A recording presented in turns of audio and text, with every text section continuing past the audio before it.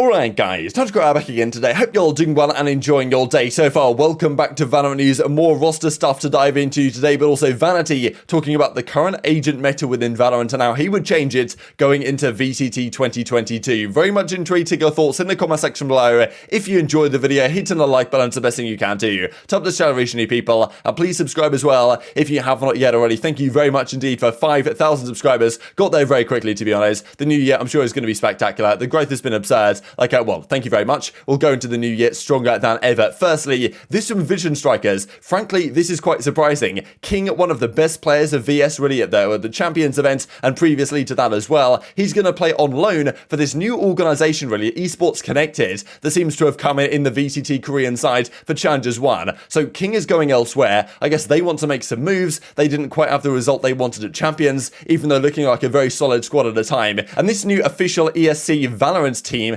who's described as Esports Connected right here, they're very new on the block, and they're signing a lot of big name players really, so it's kind of interesting to see how this is going. But a lot of organizations seem to be kind of converging in this way, and they might be making some moves in the VCT Korea going into next year. But yeah, King out of Vision Strikers, that is a bit of a surprise. Now Esports Connected also makes some further moves here, a couple of coaching additions they make to their roster. Former players for Newturn they bring into their team, so Perry is going to join as one of their coaches for their Valorant roster. They also bring in another player in Jamin right here. I believe he's also formerly of Newturn, right? He now going to come into this Esports Connected team. So they're clearly making some moves, gutting some of these other rosters, trying to bring some players in to make it, I guess, a powerhouse in the Korean region. So pretty cool to see. Just before I recorded this as well, they brought in Zunba as the fourth player of the team. So I'll keep you guys updated on this. Just an interesting story, really. This new organization coming into the mix, gutting some players from the Newturn roster, bringing some other guys in, taking King even away from Vision Strikers, at least if on loan. That's a pretty big move, quite frankly. So interesting stuff. New organizations all the time seem to be cropping up all over the shop, and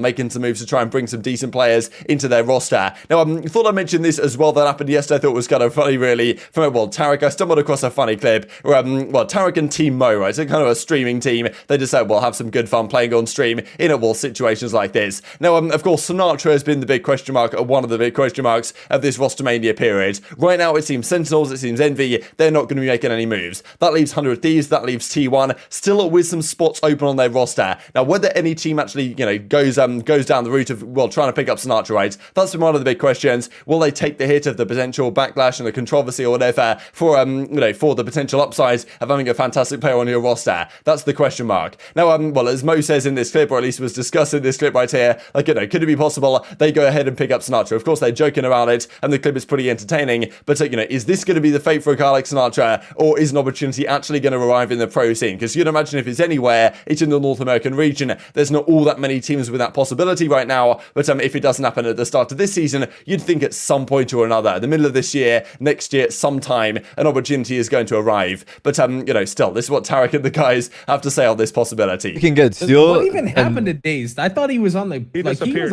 What about Sinatraa? We can get Sinatraa, Dicey. Are we playing it cool because of Sinatra's Dicey? We could get Dicey's nuts. I'm cool giving him another chance. I'm cool with the controversy. I'll give him another chance. We could get him cheap. What's his buyout? Brat? Is Brat a free agent? He said we could get him cheap. I'm dead, bro. Nobody knows. He's full-time streaming, but the guy hasn't streamed.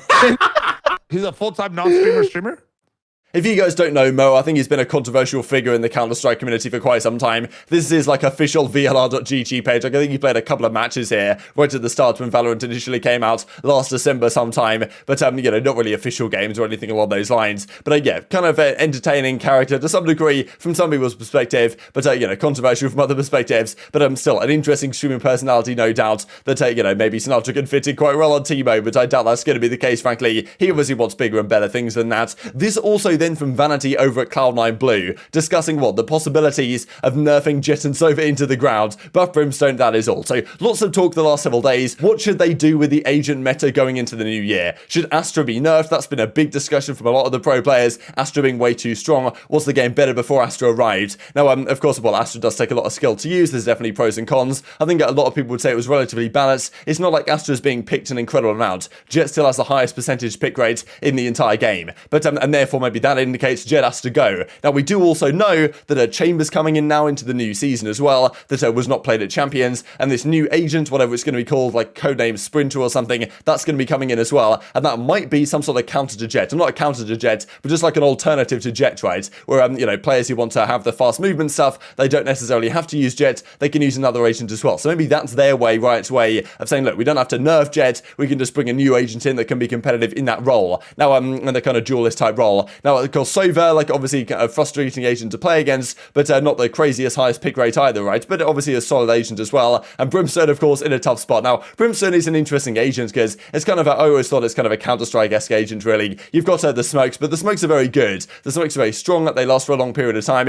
You can put them wherever you want them, and you can actually, if you run through a Brimstone smoke, you're probably going to die because it's so thick. So few and far between, it can be a decent option, but Brimstone obviously very rarely used in the professional side. The other smokes that the other agents have are, well, easily good enough to, well, not make Brimstone really necessary, right? So what do you do to Brimstone to make him more viable? That it's tough to say, really, with all the other smokes that a lot of the agents have right now. But yeah, this is what Vanity has to say. Get rid of Jett and Sova, at least nerf them very significantly indeed, and bring Brimstone back to a competitive perspective. Now, other pros seemingly agreeing with this, at least to some degree. For example, like BCJ over at Xed, he says, yes, just Astra first, and I'm down, right? Who says, yes, okay, this is all fine. Like, yeah, I agree with your opinions, but let's get rid of Astra first as well. So definitely, it seems like there's no discussion about agent metas right now in the professional circuit without someone mentioning Astra, and how Astra's got to go or be nerfed or whatever the case might be. But still, others also agreeing with Vanity. This tweet, for example, from babybay, he says, a man of intellect, right? So agreeing that, like, yes, like, this is, well, this has got to happen. So what will Riot do going into the new year? As I say, the new agent is just around the corner, potentially going to at least, well, affect Jett to some degree. But it goes back, I remember a month and a half or so ago when Jett got nerfed accidentally, apparently accidentally, with a few changes that seemed to be maybe coded into the game and just accidentally sent live.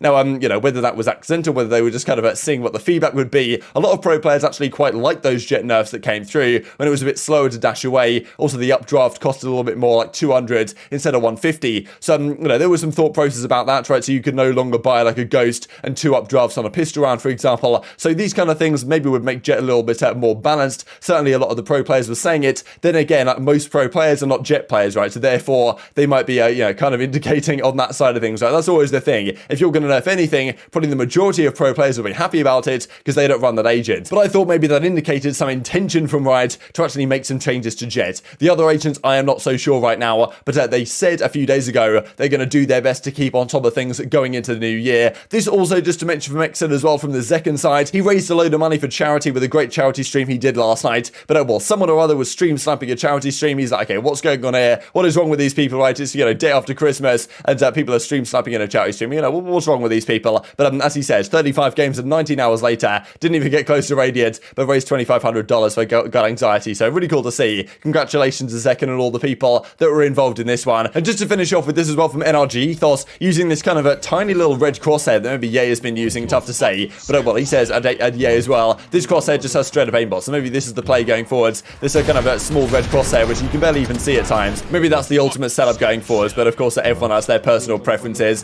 Very much intrigued to your thoughts on all this stuff in the comment section below. Hope you guys enjoyed the video. If you did enjoy it, hitting a like button. Tells the YouTube gods this is a good video, and I was like you should see it as well, and help grow the competitive Valorant community. Thank you much as always, take care, and I will see you next time.